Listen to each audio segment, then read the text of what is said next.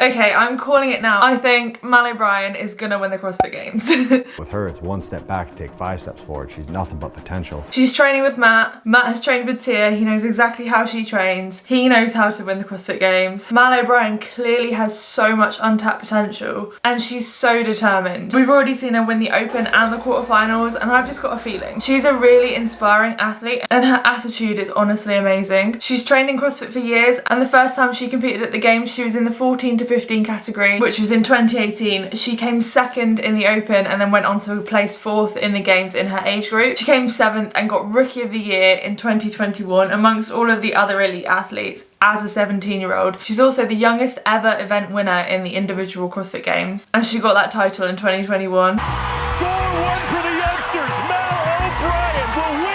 This year she's already won the Open and the quarterfinals, and I have no doubt she's going to do something similar in the semifinals. I know there are lots of us out there that compare ourselves to other athletes, and I think women are slightly better than men in not comparing ourselves to these incredible elite athletes. I think often men set a really high standard for themselves and expect themselves to be the next Matt Fraser, and I think the females that I've surrounded myself in the sport are more realistic in our expectations. I think we're more understanding of the chapter that we are in our life, and whether that is a realistic expectation or whether we're just making ourselves feel bad by looking at elite athletes and comparing ourselves, when actually our lives are very different to theirs. Mallory is so determined and she spends every waking moment thinking about CrossFit. She is determined. I think even that's an understatement. All she does is eat, sleep, train. And I remember feeling exactly like that a couple of years ago when I was my most competitive, and I was competing a lot of times in the year and podiumed a lot of those CrossFit competitions. All I thought about was CrossFit. I trained twice a day, 6 days a week, and I was completely obsessed. I only had a job where I worked 2 days a week, and that was enough to sustain my lifestyle at the time. All of the other things I did in my life focused on my performance in CrossFit and recovering for CrossFit and everything that was CrossFit. My life has changed a lot since then. I think I'm not in a unique position here. I think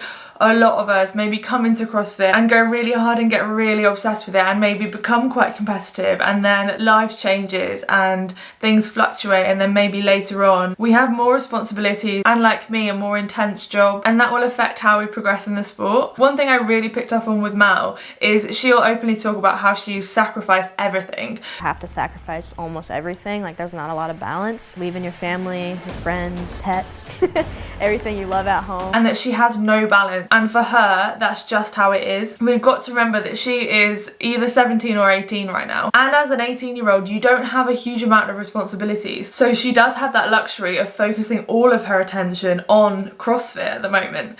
And she's taking advantage of that and really going for it. I think it's super cool that she knows herself and that she knows that she's in a time in her life when she can make those sacrifices, and it's not going to have such a massive impact on the rest of her life and her happiness, hopefully. It does come a little bit into question whether sacrificing literally everything, all the way down to not seeing family and friends and pets, whether that is truly healthy. And I think it's not up for debate whether being an elite athlete is truly healthy, because at that point they're not training for health, they're training for the top level of performance, and with that comes a lot of risks. For us everyday CrossFitters, having no balance would not be healthy, and it could be quite mentally detrimental for a lot of us. Certainly me. I really need balance in my life, and I've learnt to accept that and not expect myself to train double days to consistently compete when I'm also juggling all of the other responsibilities that come with my life. And that's why it's so important that we don't compare ourselves to these elite athletes, because our lives are so very different, and although we are doing the same training methodology, that old saying is our needs vary by degree and not by kind. And many of us come home from work and we're exhausted and then we turn up to the gym, whereas with an athlete like Mal, her entire job and existence revolves around the gym, so she can prepare herself to make sure she is optimally recovered and has eaten enough, controlled all of the variables so her training can be at absolute peak performance. Whereas we can't do that because we're living a normal life. You can't necessarily control all those variables. Those of you with families, you might find it very difficult to control your sleep or the schedule that we're eating in. There's a few clips in the new Miles to Madison episode which I related to so hard. Let's go. You got this, Mal. And I said this in my video about Sarah Sigmundsdóttir, but I used to love the suffering, and I would put my absolute all into every single workout I did, and I'd be dying on the floor at the end of it, and I loved that. I loved giving it everything. It's so clear how much she wants this. One thing I did notice is she's not super focused on winning the CrossFit Games this year, although she is giving it her all. Her and Matt are working together to build a solid foundation to make sure she remains a healthy athlete, and so she can compete in the sport for several years to come, and I think that's a great mindset. She is also focused on effort. She doesn't actually care whether she comes 30th or 1st because she's proud of the effort that she's put in. That focus on internal validation and intrinsic motivation is really successful when trying to remain mentally healthy whilst competing in a sport, because you're focusing on yourself and what you put in, not on everybody else around you. And for somebody at her age, I think it's amazing that she's already in that headspace, and I think the guidance of Matt Fraser is really helping with that. It seems like Mal and Matt are an amazing team, and he seems just as excited to help her as he was for his own career, and I'm really excited to see what happens from now going onwards,